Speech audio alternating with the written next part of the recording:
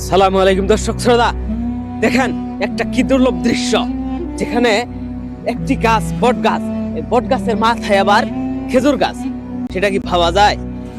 এরকম বট গাছের মাথায় খেজুর গাছ কিভাবে আসলো? সেখানে মাটি নেই এবং সেখানে কোনো পানি দেওয়ার মতো ব্যবস্থা নেই, তারপরে এটার মাথায় দেখেন খেজুর গাছ হয়েছে।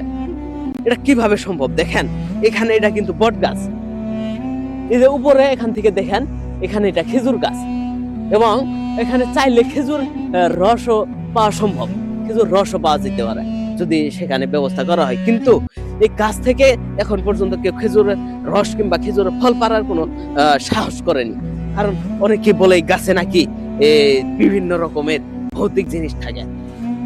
আসলে বিষয়টা এখানে দেখেন, এটাও চিন্তার একটা বিষয়। চতুর্পাশে বট গাছ, কিন্তু মাথায় কিভাবে খেজুর গাছ আসলো?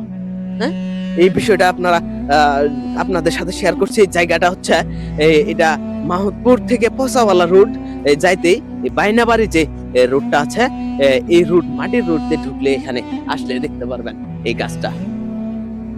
এই গাছে আপনার আসলে এখানে এইভাবে মাটি ছাড়া, পানি ছাড়া কিভাবে গাছ জন্মায়, সেটা আল্লাহ তাআলার এক অশেষ রহমত, যেটা আমাদেরকে আল্লাহ তাআলার রহমত সম্পর্কে ধারণা দেয়। আল্লাহ চাইলে যে সব সম্ভব, সেটা আমরা এই গাছ থেকে আমরা সেই শিক্ষা নিতে পারি। এবং যারা আল্লাহকে বিশ্বাস করে না, যারা আল্লাহর প্রতি ঈমান আনে না, তাদের এখান থেকে শিক্ষা নিয়ে আল্লাহর প্রতি ঈমান আনা দরকার। আল্লাহ তাআলার প্রতি শুকরিয়া জ্ঞাপন করে আমরা শেষ করছি আজকের ভিডিও। আলহামদুলিল্লাহ।